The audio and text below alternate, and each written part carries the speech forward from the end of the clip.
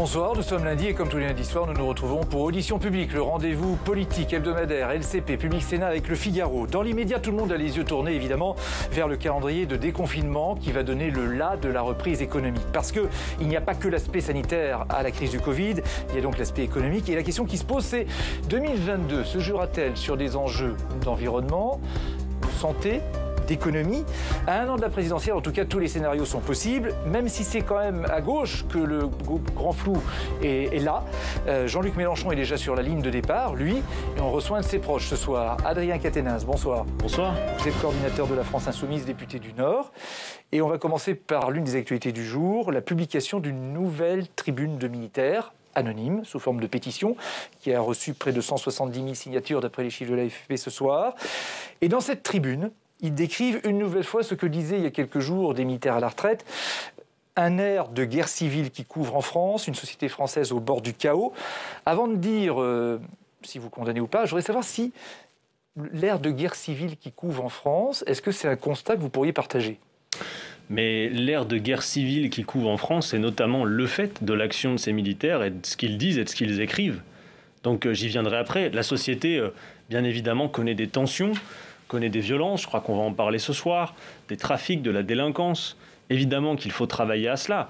Mais l'idée selon laquelle, dans un moment de tumulte comme celui qu'on peut connaître, ce serait aux militaires d'intervenir en politique, est une idée qui participe d'autre chose que ce qu'est la République. C'est ça qu'il faut dire. Ça n'est pas l'ordre républicain que d'avoir des militaires qui interviennent dans le débat public. Et d'ailleurs, j'observe que, puisque c'est une deuxième tribune cette fois, à l'indignité du procédé qui consiste à sortir de sa réserve, il y a en plus la lâcheté de l'anonymat.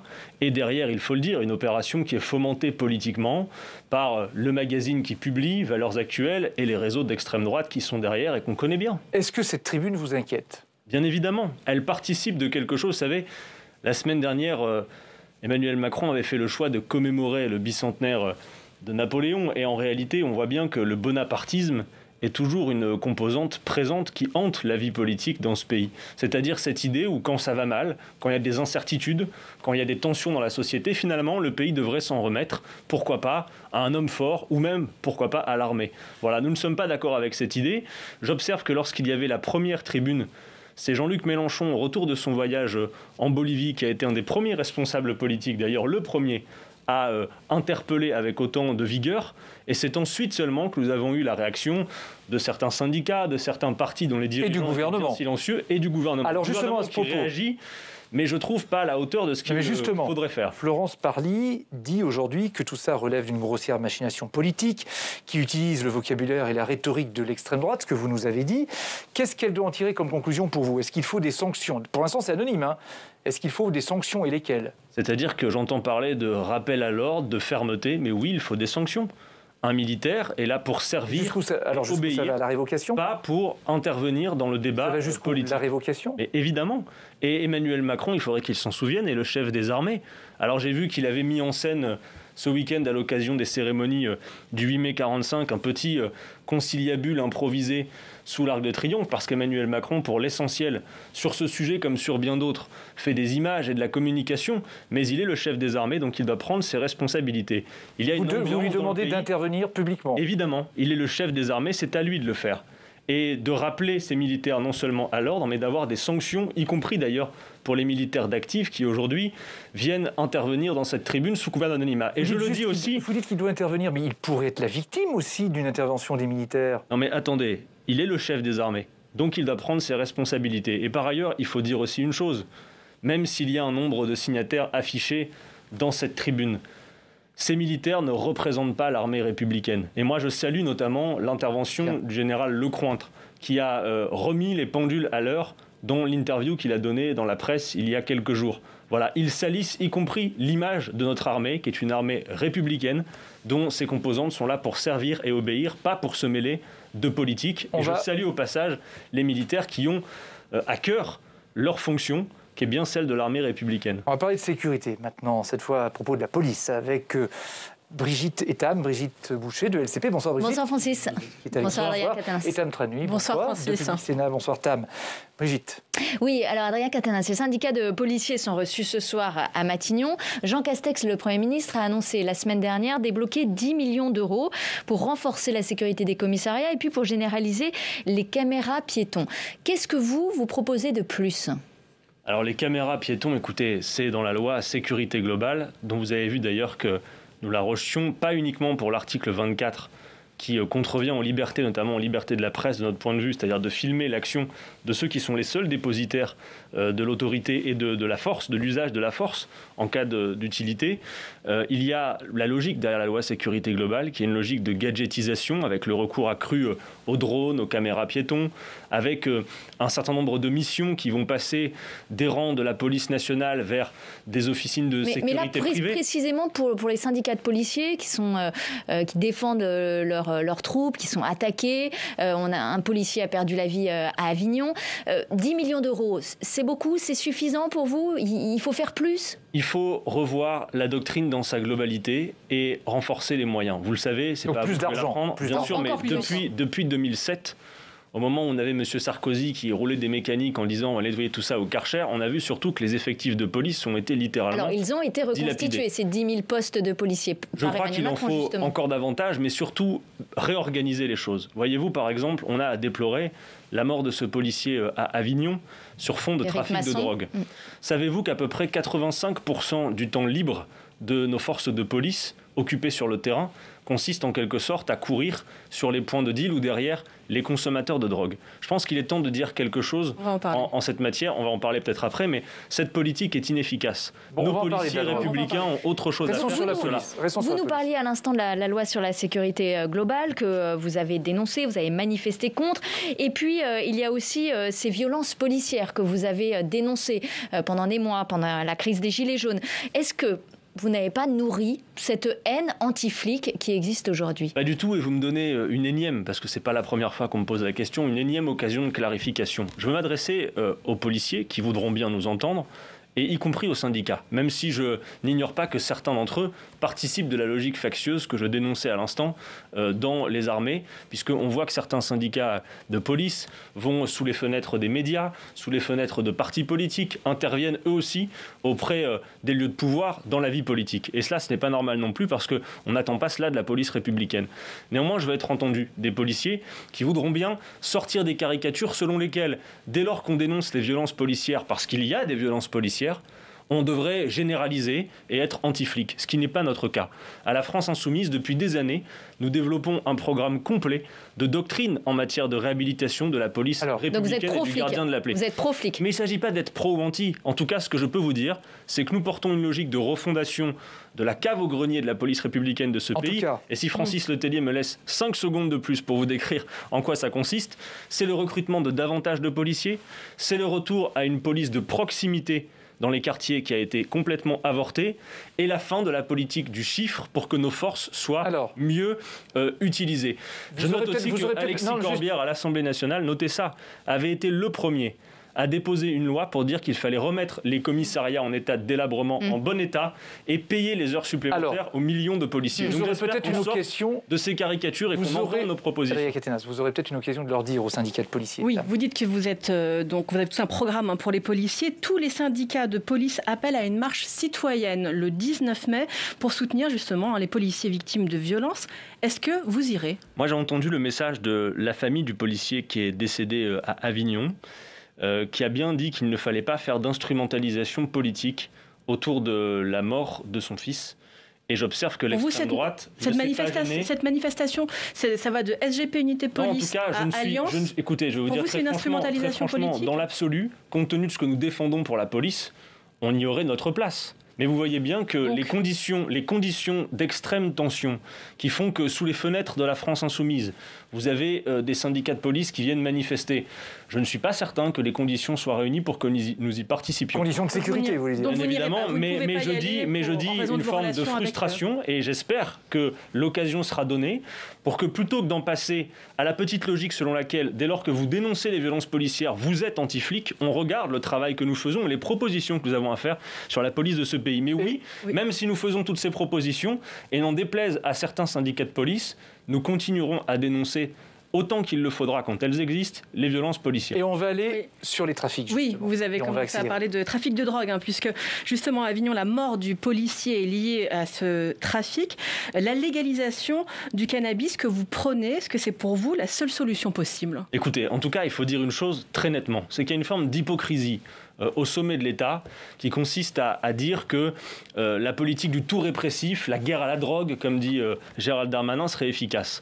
Nous sommes le pays qui a la législation en Europe la plus répressive et nous sommes sans doute l'un des pays d'Europe les plus consommateurs. Est-ce que ça va vraiment résoudre le problème de la violence vis-à-vis des policiers liés à ces trafics ? Nous devons donc lutter sur deux fronts. Un, la santé publique, parce que la drogue est mauvaise, parce que, y compris le cannabis qui est très consommé en France, est un cannabis qui est de plus en plus fort, qui a des taux de psychotropes de plus en plus élevés. Donc il y a une question de santé publique et de maîtrise des produits qui circulent, y compris pour parfois la jeunesse qui en consomme. Mais justement, est-ce que la légalisation, c'est pas un signal ? Alors laissez-moi vous dire, laissez-moi si vous voulez développer un peu ma pensée. Tout petit peu, ça va vite. Et le deuxième chose, c'est la sécurité publique. Ces trafics pourrissent d'abord la vie des personnes qui habitent dans les quartiers populaires, qui aspirent à offrir à leurs enfants un cadre digne. Alors oui, je pense que le tout répressif ne fonctionne pas. Ce sont des policiers d'ailleurs eux-mêmes qui le disent, et que la légalisation du cannabis, non pas la dépénalisation, entendez-moi, parce que la dépénalisation consiste à dire le trafic court, on ne le pénalise plus. Moi, je ne suis pas d'accord. Je veux qu'on tarisse le trafic.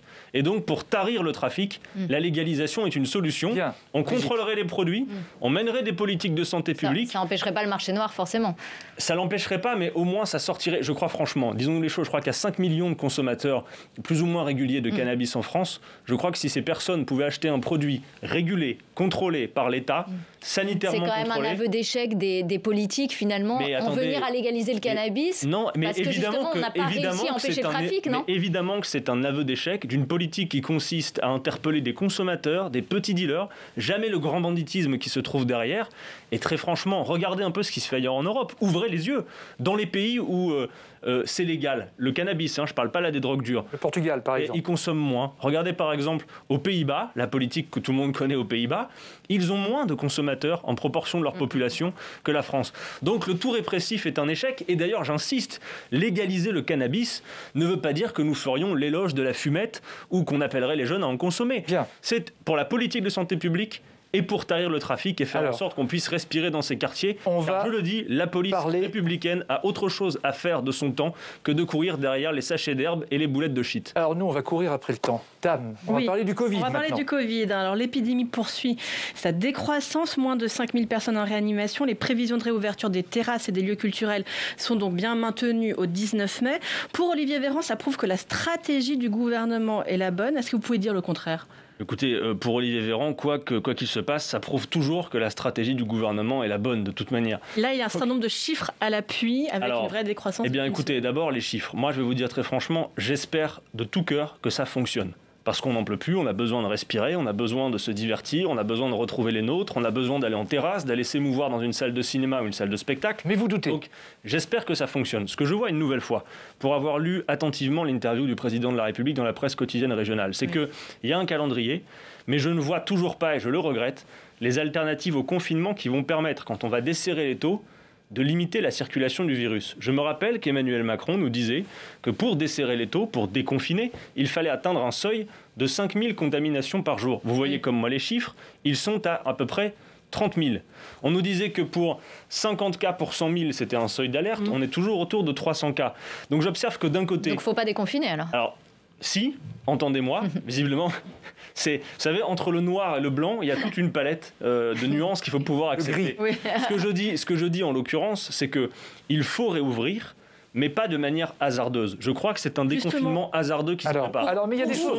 Les purificateurs d'air qu'on pourra installer dans les salles. Où sont les moyens mis en place pour éventuellement réquisitionner des locaux pour dédoubler les jauges? Mais Adrien, avec Athéna, il y a des choses quand même. Société par roulement comme nous l'avons proposé. Alors, attendez, sinon, le risque, c'est quel été on se rechoppe un nouveau confinement. Alors, le gouvernement propose quand même des choses. Le projet de loi de sortie de la crise sanitaire qui est discuté à partir d'aujourd'hui à l'Assemblée prévoit le pass sanitaire. Vous allez voter contre ?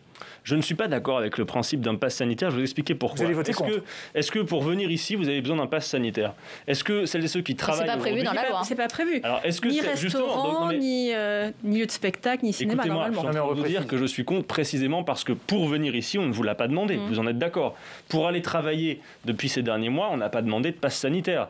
Pour aller faire la queue parfois dans des salles bondées dans les magasins, comme on a vu parfois dans les hypermarchés, des files d'attente incroyables, on n'a pas exigé. Donc vous voulez un pass sanitaire partout ? Écoutez, ce que je dis en tout cas, c'est qu'on ne peut pas avoir... C'est partout, nulle part. Justement, moi je dis que je ne suis pas pour le pass sanitaire. Du tout. Parce qu'il va être réservé, voyez-le, il va être réservé aux loisirs. Pourquoi réserverions-nous le pass sanitaire uniquement à la question du temps libre et des loisirs ? Donc c'est tout ou rien. Et donc les rassemblements de 1000 personnes, c'est pas tous les loisirs. Et ne pas me faire dire autre chose que ce que je raconte, je crois que plus efficace qu'un pass sanitaire, c'est bien évidemment le vaccin, la montée en puissance des vaccins. De ce point de vue, je salue la victoire culturelle de notre part, même si j'attends les résultats du fait que M. Macron se soit aligné sur M. Biden sur la levée des brevets après l'avoir refusé, quoi qu'il dise le contraire. Et dans le même temps, une stratégie thérapeutique avec un médicament et... Par pitié, je demande que M. Macron nous entende, des alternatives au confinement pour ne pas aller vers des situations qui risqueraient de nous faire une nouvelle fois aller vers un nouveau confinement. Alors toujours cet état d'urgence sanitaire qui doit s'arrêter le 1er juin. Après, ce sera un état d'urgence transitoire. Est-ce que vous demandez la levée du couvre-feu à la date du 1er juin ? Bien sûr, d'autant plus que, je pense que nous ne sommes pas démentis par les faits. Le couvre-feu n'a pas d'efficacité du point de vue sanitaire. C'est même parfois le contraire, on peut le penser, quand on voit les effets qu'il a produits sur les horaires. On sait que le virus circule d'autant plus que nous sommes regroupés nombreux au même endroit, au même moment. C'est le cas avec le couvre-feu. On l'a vu sur les quais des gares, sur les quais des transports en commun, aux heures où les gens se précipitent pour faire leurs courses. Donc oui, je crois que le couvre-feu est inefficace. Plutôt que des effets de confinement, déconfinement, couvre-feu dont on change les horaires, il faut organiser dans tous les secteurs de la société les protocoles sanitaires et la société par roulement. En tout cas, à partir du 19 mai, on pourra retourner en terrasse. Bruno Le Maire a prévu des aides pour les restaurateurs, mais aussi pour les hôteliers, même s'ils perdent moins de 50% de leur chiffre d'affaires. Est-ce que vous saluez ce geste ?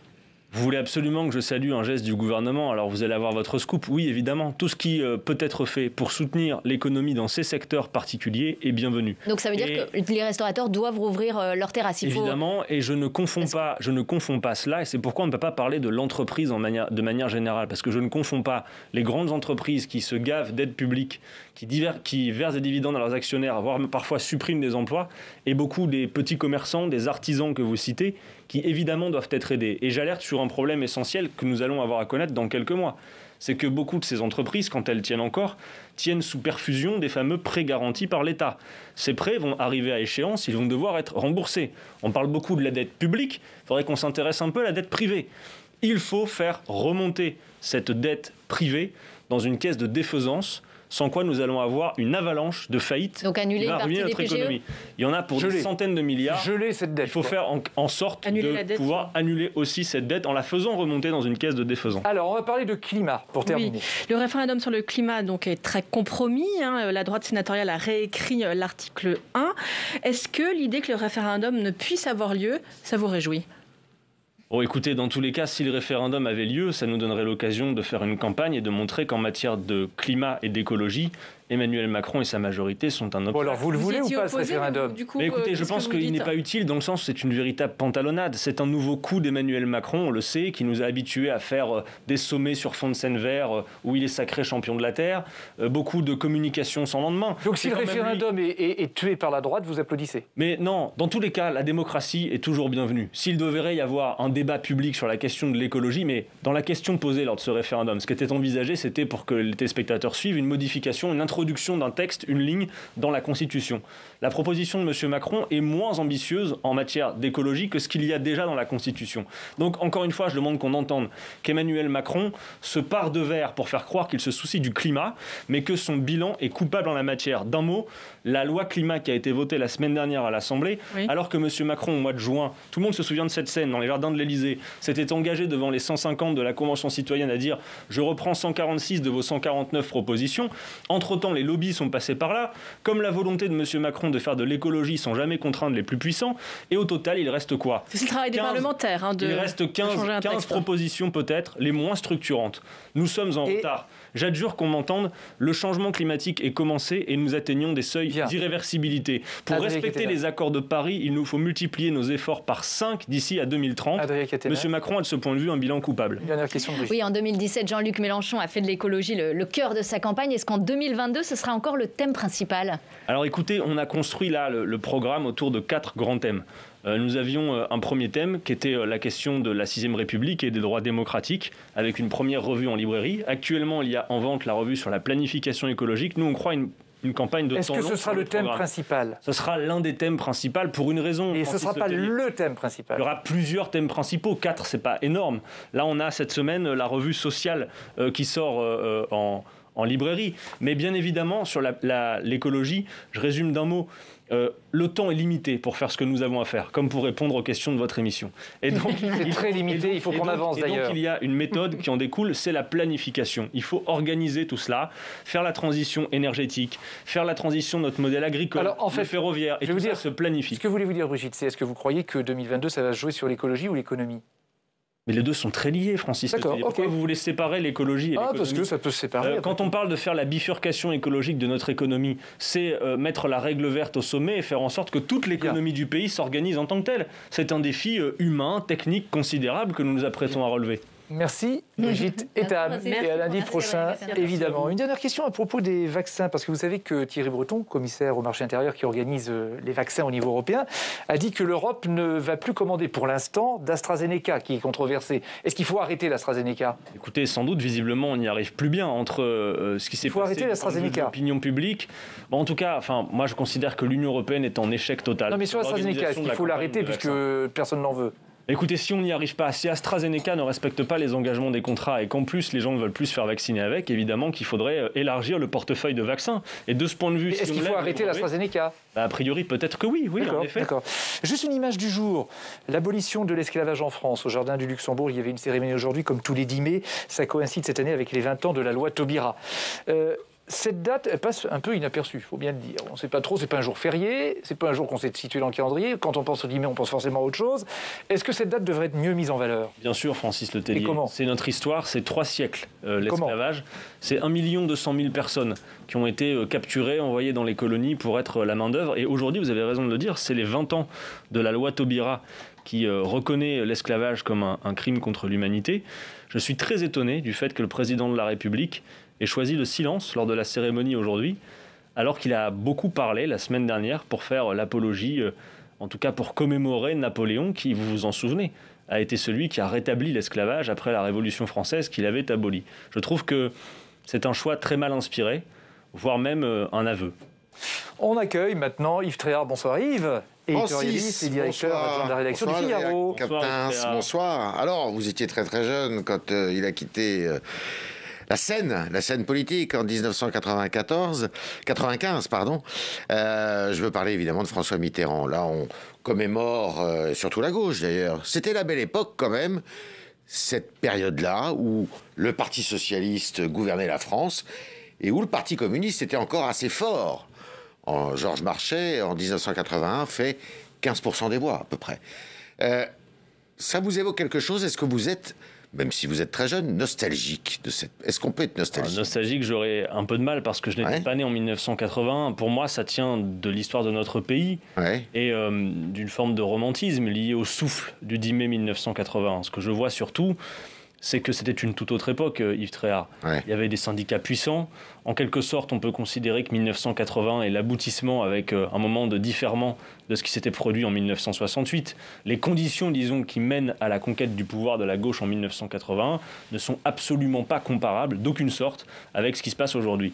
Néanmoins, ce que je vois, et quoi qu'on ait dit après sur le bilan de François Mitterrand, c'est l'ambition qui était celle de mai 81 et qui a porté cet enthousiasme à travers le pays, qui était l'ambition de changer la vie. Il faudrait quand même se rappeler que, si vous voulez, Les gens qui ont vécu le 10 mai 1981 ont vécu un pouvoir qui arrivait avec l'ambition de tout transformer, la 5e semaine de congé payé, la retraite à 60 ans. On va pas refaire les nationalités. Non mais si vous voulez, moi j'ai connu, pour vous dire, j'ai connu le 6 mai 2012, c'est la loi travail et la déchéance de nationalité. C'est pas franchement la même chose. Alors, 81, bon, Parti communiste et François Mitterrand, c'était pas toujours facile, mais aujourd'hui la gauche est sérieusement divisée. Et plus que jamais, même dans le moindre de ses interstices, puisque le Parti communiste a décidé d'envoyer Fabrice Roussel à l'élection Fabien Roussel, à l'élection présidentielle, et évidemment, Parti communiste et la France insoumise, vous jouez un peu sur les mêmes terres. Écoutez, c'est le droit le plus complet des militants communistes de prendre cette décision, mais naturellement, je la regrette. Pour la raison qu'à 2 reprises, avec le Parti communiste français, nous nous sommes regroupés autour du même candidat, du même programme, avec des résultats qui tout de même sont à saluer. La première fois, nous commencions sondés à 3%, et en 2012, nous arrivons à près de 12%, et la dernière fois, en 2017, à 600 000 voix près au second tour avec un score de 19,5%. Alors je m'interroge, je ne comprends pas bien cette stratégie. Et ce que je vois, c'est que nous allons devoir, chemin faisant, continuer. Et j'espère que beaucoup de communistes nous rejoindront dans la bataille. Et c'est un gros coup dur pour vous, parce qu'il faut obtenir des signatures, chacun le sait, pour aller se présenter à cette élection. 500 signatures. Les signatures, spontanément, on se disait que c'était les élus communistes qui sont très implantés sur le territoire encore, qui allaient vous les donner. Là, ça va être plus difficile pour Jean-Luc Mélenchon. Je ne crois pas, Yves Tréhard. Pour la raison que peut-être vous ne vous en rappelez pas, mais la dernière fois, en 2017, en réalité, nous avons à la petite cuillère vidé la mer un peu seul. Et nous avions obtenu quasiment le nombre de signatures et les communistes avaient dégelé, entre guillemets, leurs signatures après que nous ayons annoncé en avoir 500. Donc je ne crois pas que nous aurons des difficultés. Bien évidemment, je peux vous dire que ce ne serait pas plus simple si nous étions ensemble une nouvelle fois. Mais nous allons y arriver, comme toujours, parce que rien ne nous arrête. Mais sauf que la période a changé. 2017, 2022 n'est pas là, c'est pas tout à fait la même époque. Effectivement, Jean-Luc Mélenchon avait fait un joli score, mais là, on le sent quand même dans les études d'opinion pas très très en forme. Et puis surtout, il est critiqué beaucoup plus qu'il ne l'était à l'époque, et notamment avec cet épisode judiciaire qui a marqué l'opinion. Est-ce que cette division de la gauche ne risque pas finalement de lui porter à Jean-Luc Mélenchon un coup très rude? Poser 3 questions en une, Yves Tréhard. D'abord sur Prenez la dernière, tiens. D'abord sur le niveau des enquêtes d'opinion. Je vous demande de vous rappeler que en mars 2017, un mois avant le scrutin, Jean-Luc Mélenchon était sondé autour de 13%. C'est l'étiage dans lequel il est, grosso modo, aujourd'hui, un an avant l'élection. D'accord ? Un peu plus bas. Et il a fini à 19,5%. Certes. Donc j'ai envie de dire, puisque c'est la journée, comme François Mitterrand, je crois que la 3e sera la bonne. Voilà, je le pense sincèrement. Et nous allons faire mieux encore. Pourquoi ? Parce que toutes les choses que nous proposons, nous ne pouvons pas y renoncer en 2022. Jean-Luc Mélenchon l'a dit récemment, 2022, c'est la dernière station avant le désert, si on considère la pente des événements. Sur la question écologique, sur la question sociale, celle du partage des richesses, des institutions. Bref, il y a beaucoup à faire. Ensuite, vous parlez de son image. Vous savez, très clairement, il n'est pas question de parler de la couleur de la cravate. Jean-Luc Mélenchon n'est pas là pour proposer aux Français de l'épouser. C'est de voir si ce qu'il incarne, c'est-à-dire d'abord et avant tout un programme. Il dit régulièrement « je suis le candidat d'un programme ». Intéressez-vous à ce programme.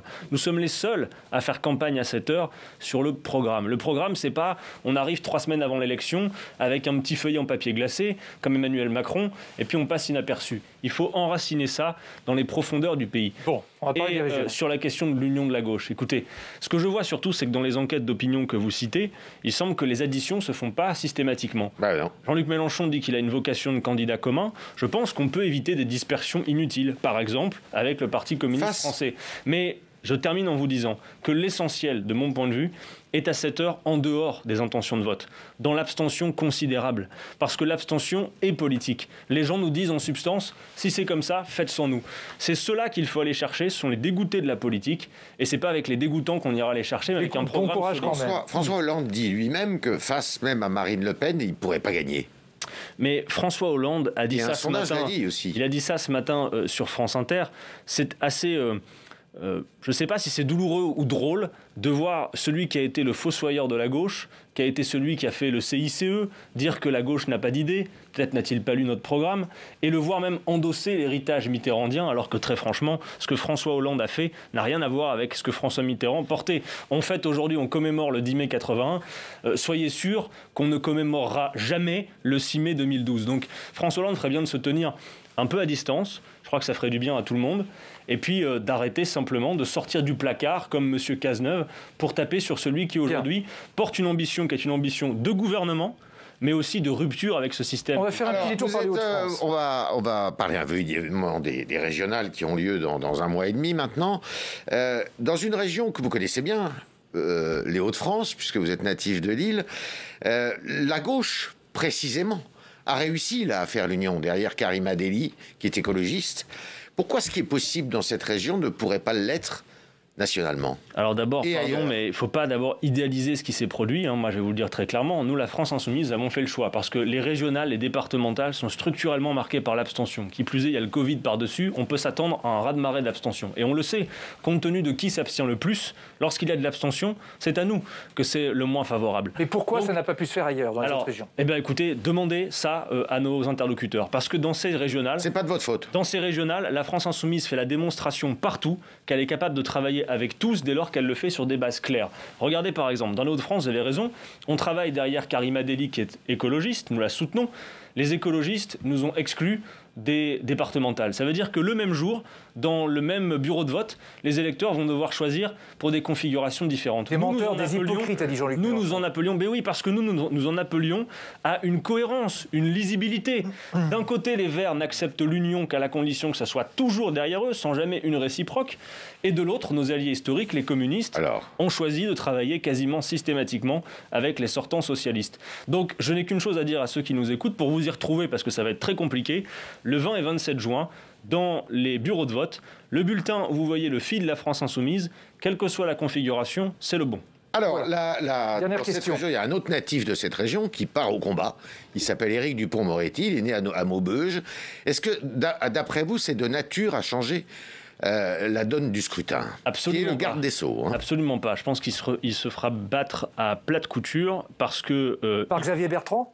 Mais par Xavier Bertrand et puis sans doute par surtout la gauche que nous représentons avec Karima Delli, parce que je crois que ce que nous portons est en capacité de gagner la région. Vous savez, les Hauts-de-France, depuis 6 ans, la région est prise en étau entre d'un côté la droite de M. Bertrand, qui aujourd'hui veut en faire sa primaire pour la présidentielle, et l'extrême droite de Mme Le Pen. Et très franchement, ce qu'incarne la République En Marche du point de vue économique n'est pas en mesure de satisfaire et de convaincre les électeurs des Hauts-de-France. Voilà tout simplement ce que j'ai à dire. Donc c'est pas en ramenant M. Dupond-Moretti que la donne va changer. J'en déduis que M. Bertrand pourrait se faire battre dans les Hauts-de-France, puisque vous dites que c'est Karima Delli qui va gagner. Eh bien oui. Mais ce qui veut dire qu'il ne pourra pas se présenter à l'élection présidentielle. On ne concourt jamais à une élection pour autre chose que pour la gagner, Yves Tréhard. Donc notre ambition dans les Hauts-de-France, comme partout où nous participons, c'est de gagner. Mais vous préférez un duel Xavier Bertrand-Karima Delli plutôt que Éric Dupond-Moretti? Bon, écoutez, peu importe. Dans tous les cas, on saura participer au débat public. Mais ce qu'il faut, c'est que cette région soit gagnée par... le rassemblement que nous représentons pour le climat et pour l'emploi. Merci Yves. Merci Francis. Et hier, Emmanuel Macron était au Parlement européen à Strasbourg pour le lancement de la consultation sur l'avenir de l'Europe. Strasbourg, où le Parlement européen ne se réunit plus depuis 1 an à cause du Covid. Tout se passe à Bruxelles désormais. Est-ce que pour vous, Strasbourg, comme le dit Emmanuel Macron, doit rester siège du Parlement européen? Bien sûr, nous l'avons demandé très tôt. Strasbourg, c'est la ville frontière. C'est une ville qui a été marquée par la guerre, une ville qui a été disputée. Donc le Parlement européen y a son hémicycle depuis 1952. Et évidemment que c'est bien là que bat le cœur de l'Europe et qu'il faut maintenir à tout prix la démocratie européenne. Même si ça coûte cher, même si c'est qu'une fois, mais vous savez, semaine vous avez par vu mois. Que beaucoup d'experts ont regardé dans le détail. C'est beaucoup moins cher que ce que les partisans du déménagement à Bruxelles disaient. Donc oui, je suis pour qu'à tout prix l'hémicycle reste en fonction. Mais une semaine par mois ou toujours à Strasbourg, le Parlement européen? Moi, je pense que Strasbourg devrait être le lieu où le Parlement européen se réunit, point barre, en fait, en réalité. D'accord, et supprimer Bruxelles comme siège du Parlement européen. Bruxelles, qui est le siège de la Commission européenne, en plus, c'est d'un point de vue fonctionnel très mal fait. On va accueillir maintenant les 2 parlementaires qui vont débattre avec vous. Bonsoir.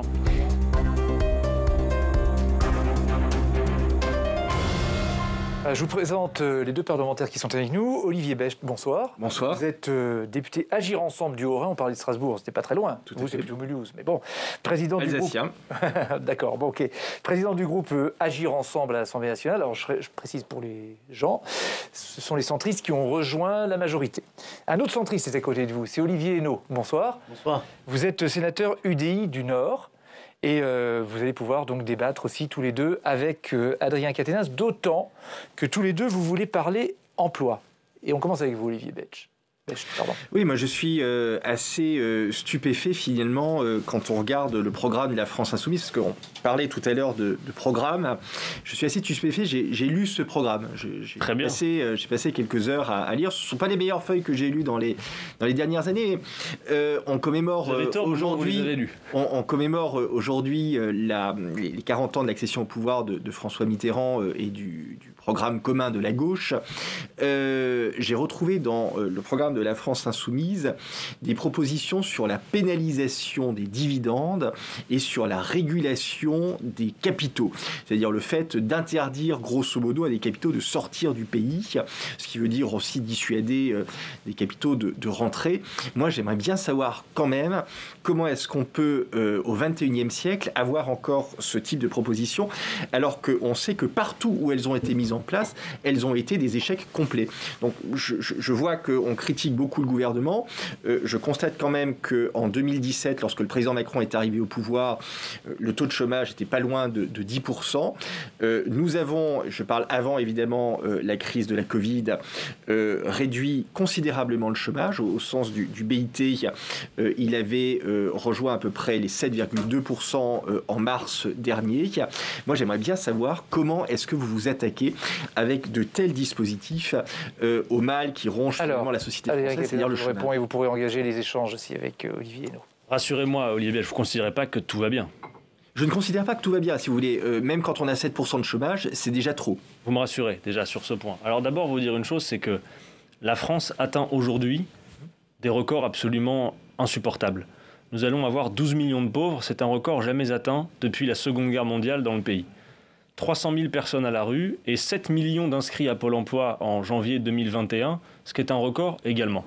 Et dans le même temps, on voit que ce n'est pas la crise pour tout le monde. Et vous le savez, les ultra-riches de ce pays, une toute petite minorité, je vous l'accorde, ont accru leur patrimoine de 439% en 10 ans. En pleine pandémie. En pleine pandémie, les milliardaires de ce pays sont passés de 39 à 42, avec un patrimoine qui, pendant la pandémie, a augmenté de 55%, passant à des sommes que ni vous ni moi ne sommes capables de nous imaginer. 230 milliards, 477 milliards. Est-ce que le capital et son accumulation profitent à la société dans son ensemble et aux investissements productifs que nous devons réaliser? Ma réponse est non. Vous voyez par exemple le CAC 40, dont 100% de ces entreprises bénéficient des aides de l'État, s'apprêtent à verser 51 milliards d'euros à leurs actionnaires, alors que leurs bénéfices sont inférieurs avec 37 milliards. Ce que ça veut dire, Olivier Becht, c'est que nous n'avons pas un capital soucieux de l'intérêt général, c'est faux. Ces gens-là puisent dans leur trésorerie et dans les aides de l'État pour rémunérer à court terme des actionnaires. Alors ce que nous voulons faire, nous, c'est dire qu'on ne peut pas continuer avec ces ratios qui font qu'en 10 ans, les dividendes ont augmenté de 70%, les salaires minimums n'ont augmenté que de 10%, et l'investissement productif, et là-dessus nous devrions nous retrouver, l'investissement productif a reculé de 5%. Alors Olivier Henno, un petit mot, et puis après Olivier Becht. Il y a plusieurs questions, parce qu'il y a la question de l'emploi. Je veux juste en parler d'un mot. Dire que les politiques qui consistent à baisser les impôts de production sans contrepartie, à réduire les cotisations sociales, sont inefficaces du point de vue de l'emploi. Alors un petit mot nous avons d'autres choses à en proposer. Je vous répondrai après sur ce sujet. On est d'accord sur une chose, c'est que les inégalités se sont considérablement accrues au cours des 30 dernières années et qu'il est insupportable que 1% des plus riches aient 80% de la richesse mondiale, quand 50% des plus pauvres n'ont même pas 1%. Mais c'est votre majorité qui y contribue. Non, pas du tout. Nous, on a baissé les impôts de production. La seule chose que je veux dire, c'est que le programme que vous avez, que la France Insoumise a, en fait, si vous voulez, c'est le programme des années 1990. 1980. Non, pas du tout. Bien sûr que si. Si vous voulez, c'est les soviets sans Staline. Ça n'a marché nulle part. La productivité... Un mot quand même pour dire que moi je ne crois pas du tout à un marché de l'emploi dans une logique de gâteau où on partage le travail. Il y a des évolutions. On parlait du climat, bien évidemment, il va y avoir de nouveaux métiers. Et donc la question, c'est l'insertion. Je ne crois pas non plus aux solutions libérales, à la société du ruissellement ou à la Start-up Nation. Mais je pense qu'on peut aller beaucoup plus loin en matière d'insertion professionnelle, de formation, et que là, sans doute, est la clé. C'est d'ailleurs, on en a parlé tout à l'heure, ce que nous faisons dans la région des Hauts-de-France avec Xavier Bertrand et dans le département du Nord. Je pense que là, on n'a pas été au bout. Je crois aussi au paritarisme. Je pense qu'on a trop laissé de côté le paritarisme. C'est-à-dire les discussions avec les syndicats. De carré magique sur l'insertion, la personne qui est demandeuse d'emploi ou qui est au RSA, les sociétés d'insertion ou les associations qui interviennent dans ce domaine, et faire en sorte qu'avec le monde de l'entreprise qui évolue, qui crée, eh bien, nous pourrions tendre la main aux personnes qui sont aujourd'hui demandeurs d'emploi. Je rajoutais une dernière chose. Je pense que le travail paye pas assez. Qu'il n'y a pas assez de différence entre la personne qui se lève le matin très tôt, qui se donne du mal, par rapport à la personne qui ne fait pas forcément cet effort, et que sans doute, par rapport à ce qu'on appelle, j'aime pas ce terme, les travailleurs pauvres, il y a quelque chose à faire pour que le travail paye mieux. Vous n'attendiez pas quand même un soutien d'un sénateur centriste. Et après Olivier Bèche, vous pourrez répondre. Vous dire une chose, je le crois, vous savez comme moi que le droit à l'emploi est dans notre Constitution. Et je crois que tout n'a pas été fait face au chômage de masse. Que les vieilles recettes qui consistent à baisser les cotisations, à flexibiliser le droit du travail, sont en échec total. Je vois par ailleurs qu'on nous parle souvent de quelques 300 000 emplois non pourvus, mais que dans le même temps, nous avons 7 millions d'inscrits à Pôle emploi. Par conséquent, même si la politique injuste qu'Emmanuel Macron s'apprête à mener, avec la réforme de l'assurance chômage, qui vise à faire des chômeurs les responsables de leur chômage, et même si tous les chômeurs occupaient une place vide avec un emploi non pourvu, nous aurions encore une masse considérable de chômage. Alors voici nos propositions pour lutter contre le chômage de masse et avoir un retour au plein emploi. D'abord, faire une chose qui va déplaire à Olivier Bèche, mais partager le temps de travail. La productivité, ces dernières décennies... Moi, j'y crois pas. Oui, Olivier No vous a dit aussi qu'il n'y croyait pas. Non, écoutez-moi. La logique du travail gâteau qui se partage, elle a échoué et ça ne marche pas. Olivier No, en attendant, toutes les méthodes de flexibilisation et tout le reste ont échoué aussi, ça ne marche pas, ne me dites pas le contraire. Donc supportez, même si vous n'êtes pas d'accord, d'écouter un raisonnement politique un court instant. Ce que je suis en train de vous dire, c'est que le nombre de demandeurs d'emploi augmente plus vite que le nombre d'emplois créés, pour la raison, vous n'en êtes pas d'accord, mais je vous le dis, que le temps de travail est bloqué. La productivité a augmenté. On produit autant qu'aujourd'hui avec moins de travail humain. Par conséquent, dans le long fil de l'histoire, la logique, c'est pas de produire toujours davantage.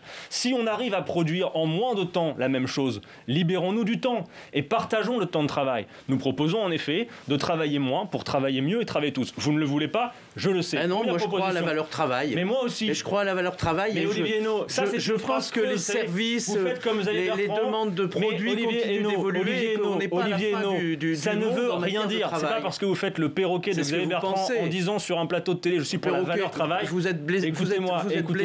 La valeur vous travail. Vous êtes les perroquets de Jean-Luc Mélenchon. Alors pardonnez-moi. La valeur travail. Et quand je dis la valeur travail, je n'ai rien dit. Ce que je vous dis, c'est que justement, perroquet, c'est déplacé. Je crois comme vous. Non mais attendez. Ce que je veux dire, c'est que plutôt que d'éventuellement vous laisser convaincre ou même de contre-argumenter, vous nous envoyez des étiquettes à la figure. La valeur travail, ça ne veut pas... Alors attendez, on va laisser Olivier No vous répondre. Attendez, je voudrais terminer. Non mais ils sont tous les deux l'un et l'autre assez longs. Juste, je veux me donner l'occasion de pouvoir les convaincre. D'accord, mais Olivier No, partage dans le travail, vous n'en êtes pas convaincu. Deuxième chose, quand nous disons qu'il faut passer à la planification écologique, ce sont des millions d'emplois à créer, des nouveaux emplois, des nouvelles formations, des nouveaux métiers. Et la France en a tous les atouts.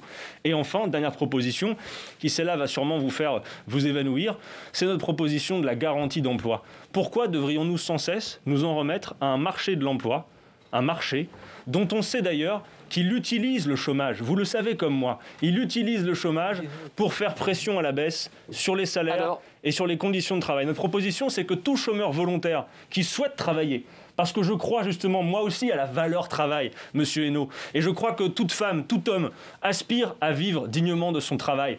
Tout chômeur volontaire qui souhaite travailler et dont le marché de l'emploi ne trouve pas de solution devrait se voir proposer par l'État un emploi qui corresponde à ses qualifications et à des besoins qui ne sont pas assouvis sur le territoire. Olivier Hainaut et Olivier Belch. Je pense, monsieur Caténas, que votre radicalité avec cette proposition, j'ai lu aussi vos propositions, notamment la question de la garantie, figerait terriblement le marché de l'emploi et figerait l'emploi.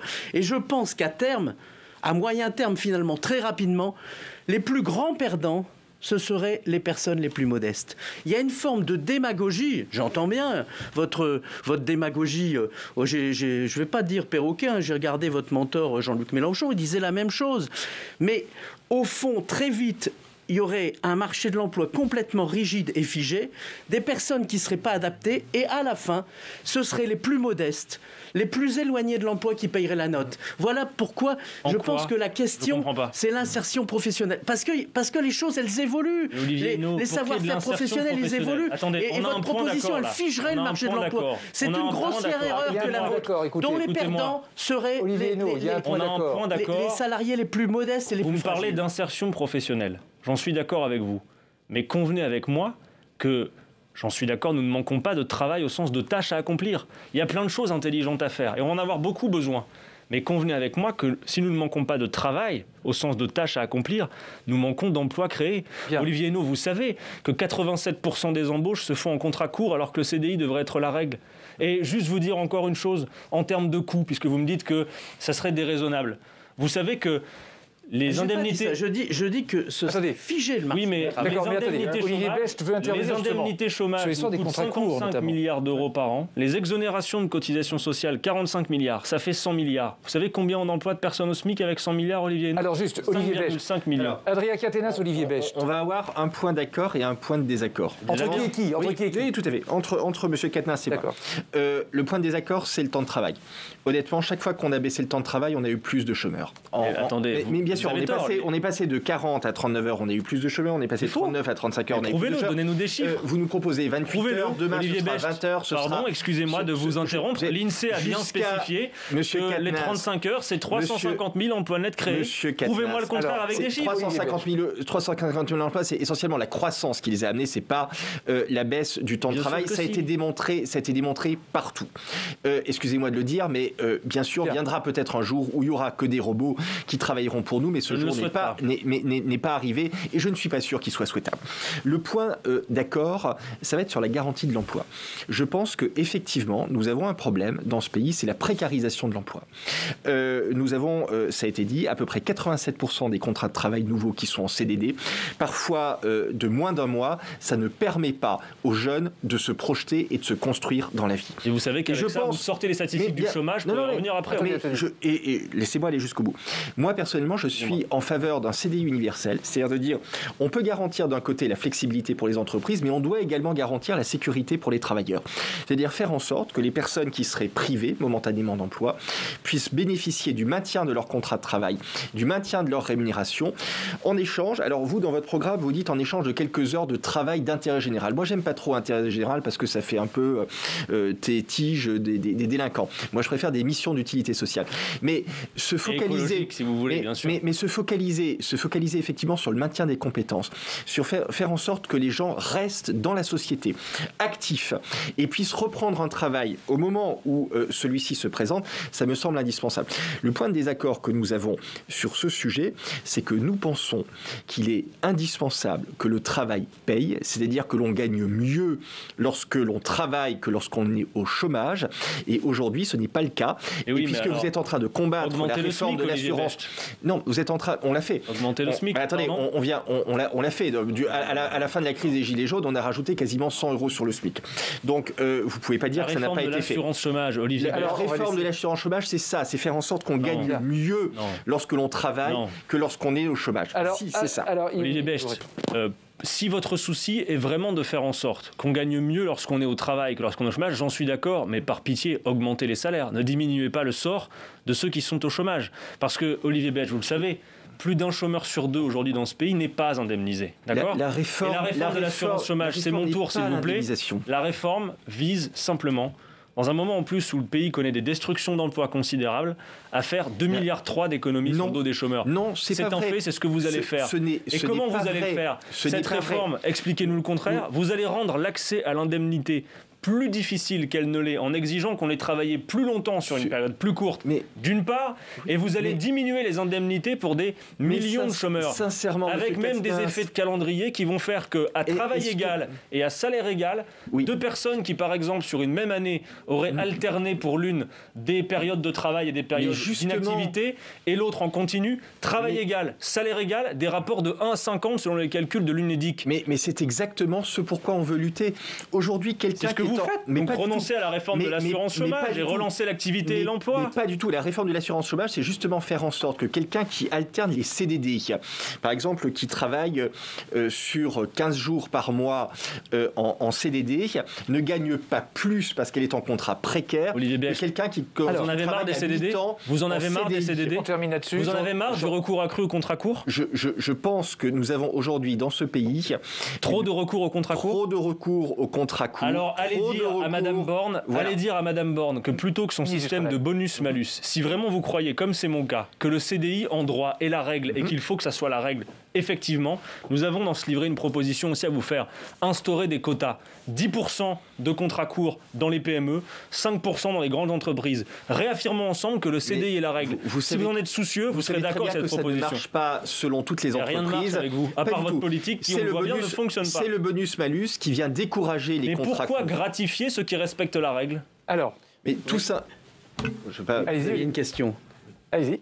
Ah, non, moi je pense que la question des quotas n'est pas, là encore, c'est toujours une solution très verticale que vous proposez. Mais quand M. Macron supprime une forme d'autorité de l'État. Quand M. Macron baisse les impôts de production, c'est très vertical aussi. C'est M. Macron, certes, mais moi je suis favorable au paritarisme, au dialogue social. Et je pense que c'est là qu'il faut trouver les solutions. Regardez, les pays qui nous entourent vont beaucoup plus loin sur cette question. Vous n'êtes pas d'accord avec notre proposition. Mais moi, j'ai toujours pas compris depuis tout à l'heure que vous parlez. Monsieur Hainaut, excusez-moi, vous êtes en désaccord avec mes propositions, je l'entends, je le respecte, c'est la démocratie, vous êtes ce soir mon contradicteur. Pardon de vous dire que j'ai détaillé un certain nombre de propositions, vous avez exprimé votre désaccord. Moi, depuis tout à l'heure, et j'attends de le savoir, je n'ai pas compris comment vous luttiez contre le chômage de masse, comment vous proposez à nos jeunes qui aujourd'hui font la file d'attente devant les banques alimentaires des emplois. Moi, je crois que c'est la question de l'accompagnement. À part chanter la question de l'accompagnement et de la valeur travail, qu'est-ce que vous faites pour créer des emplois? Vous savez, modestement, j'ai eu la responsabilité du retour à l'emploi des allocataires du RSA. Eh bien, lorsqu'on accompagne des personnes avec une insertion professionnelle adaptée, qu'on tend la main aux personnes les plus en difficulté, qu'on travaille avec les entreprises, qu'on a une formation qui tient compte des évolutions du marché, eh bien on fait baisser le RSA de 120 000 foyers à 100 000. Voilà, c'est une solution. Alors évidemment, c'est pas des grands mots, c'est pas des grands discours, mais c'est de la couture, vous voyez, c'est pas du prêt-à-porter, mais c'est de la couture en quelque sorte. Et voilà, c'est nous notre solution. Elle est concrète. S'il y a 7 millions d'inscrits à Pôle emploi pour 300 emplois non pourvus, une fois qu'on aura rempli les 300 000 cases vides, comment faites-vous pour lutter contre le chômage de masse? C'est plus une question d'accompagnement. Alors très bien, vous n'êtes pas d'accord. Alors, vous vouliez aussi... Le marché est vivant, allez, vous vouliez aussi, Olivier Becht, parler de la violence policière. Oui, parce que là aussi c'est assez instructif, toujours quand on lit le programme de la France Insoumise, en réalité vous désarmez la police.